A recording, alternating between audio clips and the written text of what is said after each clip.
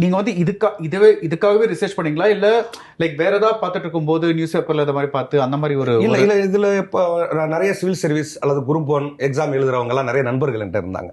அவங்க கூட நான் நிறைய பழகிருக்கேன். இப்போ சங்கர் சார் நீங்க கேள்விப்பட்டிருப்பீங்க, சங்கர் ஐஏஎஸ். அவரு இப்ப இறந்துட்டாரு. அவரு எனக்கு நெருங்கிய நண்பர். அவர் கூட இருந்த இன்னொரு பெரிய விஷயம் என்னன்னா, இந்த சிவில் சர்வீஸ்ல குரூப் 1 எக்ஸாம்ல தவறு நடக்குது அப்படின்னு சொல்லிட்டு ஒரு ஐஏஎஸ் எக்ஸாம் எழுதுறதுக்காண்டி மிலானின்னு ஒருத்தர், அவர் என்ன பண்ணாருன்னா, அவர் ஆக்சுவலா வந்து ஒரு ஐஏஎஸ் எக்ஸாம் எழுதுறது, அது சிவில் சர்வீஸ் எக்ஸாம் எழுதுறதுக்காக தான் வந்தார். அவர் வந்தவர் இங்க நடக்கிற அந்த முறைகேடுகள்லாம் பார்த்துட்டு ஒரு கேஸ் போட்டார். கேஸ் போட்டு என்ன ஆனார்னா, ஒரு கட்டத்தில் அவர் லாயராகவே ஆயிட்டார்.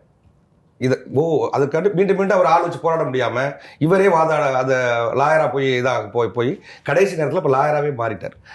இவங்கெல்லாம் எனக்கு நண்பர்களாக இருந்தாங்க. அதுக்கப்புறம் நடராஜன் சொல்லிட்டு ஒரு இன்ஸ்டியூட் வச்சிருக்காரு, அவரும் சிவில் சர்வீஸ் இன்ஸ்டியூட். அவர்கிட்ட பேசும்போது நிறைய இவ்வளவு நடக்குதா அப்படிங்கிறது பெரிய ஆச்சரியமா இருந்தது. நம்ம நினைச்சிட்டு இருக்கோம் ஒரு கவர்மெண்ட் எக்ஸாம் நல்லா படிக்கிறவங்கலாம் அவங்க அங்கே ஈஸியாக அந்த உயர்ந்த பொறுப்புகளுக்கு போயிட முடியும்னு. அது இல்லை, அதுக்கு பின்னாடி ஒரு உலகம் இருக்கு அப்படிங்கிறது ரொம்ப ஆச்சரியமா இருந்தது. அதெல்லாம் தான் இதுக்கு காரணம் sir. Sathyabama institute of science and technology, Chennai and Sriperumbudur.